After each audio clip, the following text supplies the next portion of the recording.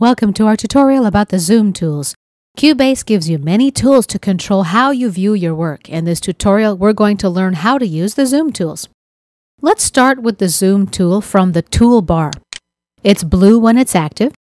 The cursor turns into a magnifying glass. Use this tool to zoom in on an area by left-clicking and drawing a rectangle around the area you want to zoom into. Now the area that I selected fills the event display window. You can also zoom in with the zoom tool by left-clicking on any event. Alt-click to zoom back out. If you hold down the Control key on your PC or the Command key on your Mac, you'll zoom in vertically and horizontally at the same time. Don't forget, you can quickly zoom in and out on the cursor's position like this. Just left-click in the lower half of the ruler and drag it down to zoom in and drag it up to zoom out. If you drag toward the left, you'll zoom backwards in time, and toward the right zooms you forward in time. This bar is the Event and Content vertical zoom bar. Just drag it up to increase the vertical size of your recorded event. This doesn't boost the volume of an audio track, it just changes the graphical display. It can make it easier to find clicks or noise when you're cleaning. Drag it down to reduce the vertical scale. If you use the Zoom Context submenu, you get many choices. Right-click, that's a control click on your Mac in the event display area. Let me drag this up a bit, now you can see it. You can zoom in or zoom out. We can zoom full. This will fill the project window with our entire song. Zoom in vertical. This makes our tracks a little taller. And zoom in tracks.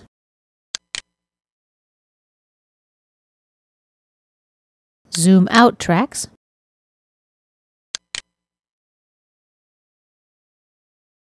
Zoom selected track.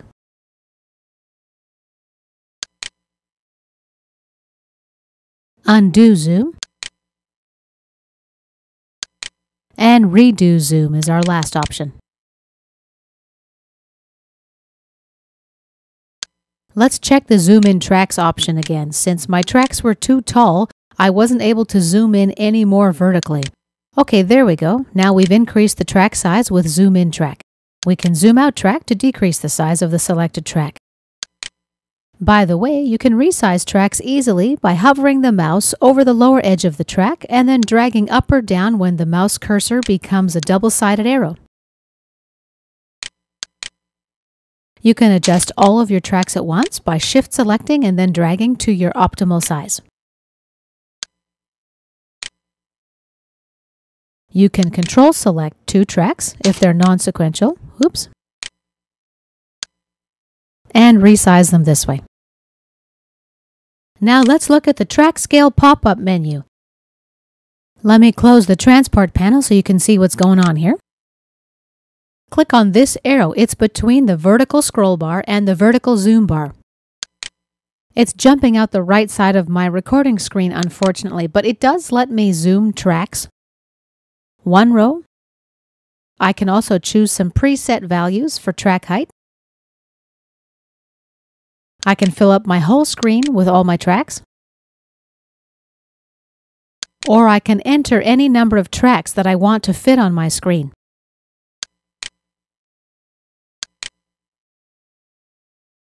Let's restore to full so we can see all of our tracks. Underneath the track scale pop-up menu is the vertical zoom bar. Move it down to zoom in,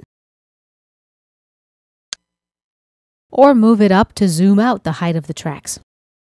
You can either drag the arrow handle or click on the plus and minus signs. Over here we've got the horizontal zoom bar. It works pretty similarly. It adjusts how much time is displayed in your project window. Move the arrow slider right to zoom in or left to zoom out. You can click on the plus and minus signs to zoom in and out in increments. The arrow between the horizontal zoom bar and the horizontal scroll bar is called the horizontal zoom pop-up menu. You can select how much time you want displayed in your project window or choose from these presets. We've got zoom to full. That'll fill up the current window with your full project, or zoom to locators. These are both really handy. Let me adjust the locators a bit so I can show you how these are different. You can zoom to a certain amount of time so that your horizontal display will show, for example, 1 minute of time, or let's say 1 second. That's a very close zoom. You can also save your own custom preset zoom levels here. This is really convenient. Just adjust to your desired zoom level, open the menu and choose Add.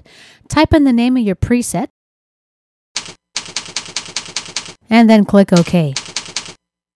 Now your custom view is available for selection from the drop-down menu.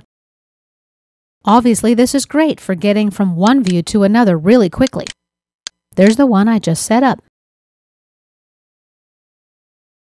You can also organize by renaming or deleting any of the zoom presets. Let's delete these 3. OK. Lastly, don't forget about the horizontal and vertical scroll bars. These allow you to get up and down your project easily.